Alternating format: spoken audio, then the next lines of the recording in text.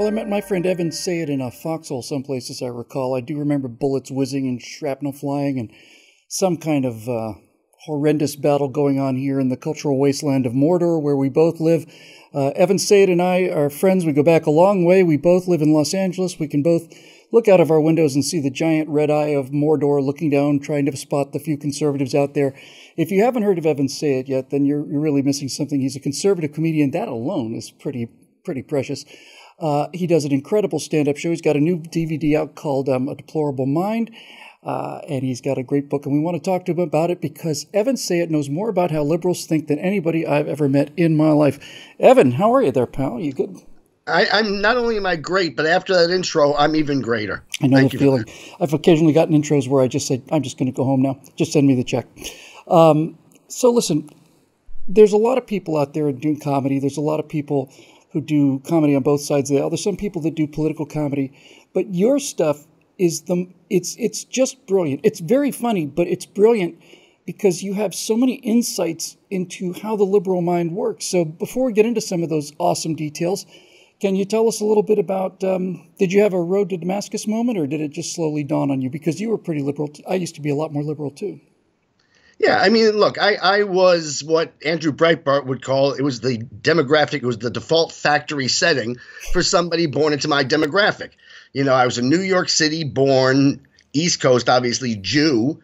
Therefore, I was a Democrat. I didn't really know very much. But even then, as a brain-dead liberal, I knew just enough about the world to know the same people who were murdering the Jews of Israel and the Hindus in India and the Buddhists in Afghanistan and children in Beslan, Russia, would come and murder the great Satan if and when they could. And the liberal response to the attack, the idea that we deserved them, that it was the chickens coming home to roost, the notion that the way to prevent further attacks was to be nicer to the terrorists. After all, they're very nice people. We just provoked them. So the way to prevent the next attack is to stop provoking them. This was ludicrous to me as well. Yeah, if we could just get Osama bin Laden into a hot tub, have a nice couple of Chardonnays or something, you know, maybe some sushi, we could work it all out. No big deal, right? I mean, well, and the left actually argues it's because they don't have jobs. So yeah, that's right. If only Osama bin Laden could be a greeter at Walmart, we'd all live in peace. And global warming too, because those rising sea levels are a major problem out there in the desert. So let's just start with this idea.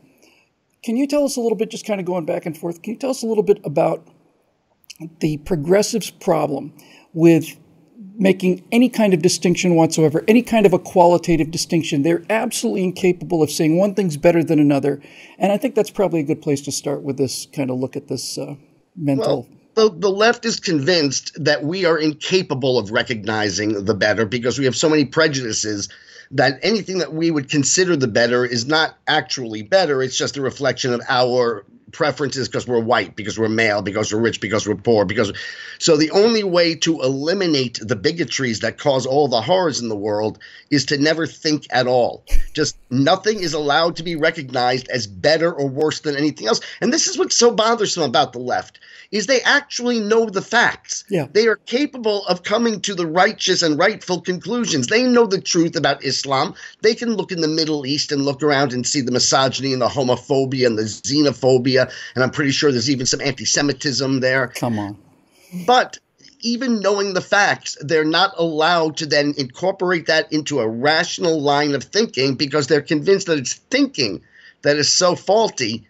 That is the thinking that is the true evil. Because that way, because if you're thinking, right, I have a position, you have a position, therefore war is just pretty much inevitable. So if I don't have an opinion and you don't have an opinion, then how can there be any war, right? If nothing's better than anything else and there's nothing to disagree about, if there's nothing to disagree about, then we wouldn't fight. If we wouldn't fight, of course, we wouldn't go to war. Without war, there'd be no poverty. Without poverty, there'd be no crime. Without crime, there'd be no injustice. It's an absolutely utopian ideology with one problem. Since the better does exist, they are constantly having to fight against the recognition of the better. And, you know, another problem with this theory that the left has is that sometimes the enemy doesn't get the memo, right, Evan? I mean, you know, we have so much virtue signaling out here in Los Angeles. You can be on a 405 freeway here, be behind a Prius. On one side it says Bernie Sanders, and on the other side it's got the big coexist thing, you know, with all the religious symbols. And I see those and I say to myself, you know, Us coexisting is not the problem. We're coexisting just fine here in America. It's that capital C that's the problem. They're the ones that are fighting all of the other symbols all across the world. But it's not just wishful thinking, right? It's magical thinking. If I believe something enough, then it's going to come true. Right. And look, in their lives, it really has come true. One of the essential elements of this whole ideology is it's not new. I mean, Rousseau had come up with it a century and a half, 2 centuries ago, but it was so ridiculous that nobody bought into it. But after World War II, think about how different. And Bill, I can't believe that this is not part of every conversation that every thinker has every day, because it is that profound. The time and the place that we live in now is unlike any other time and place ever in all of human history. Absolutely right. It's just it's Disneyland for an entire nation of 320 it's million the Garden of Eden. You know, when you believe that war is not the answer, the reason you believe that is because you think there's nothing on the other side, to use your phraseology.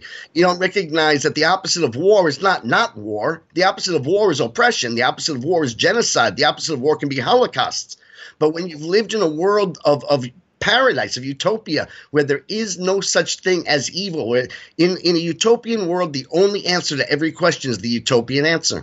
If there's no such thing as disease, if there's no such thing as crime, if there's no such thing as poverty, if there's no such thing as hunger, then the only reason that you wouldn't allow illegal aliens to live anywhere they want to live, if there's no downside, if nothing bad can happen, then the only reason you wouldn't want it is because you're a racist. Right. What else could it be? All right.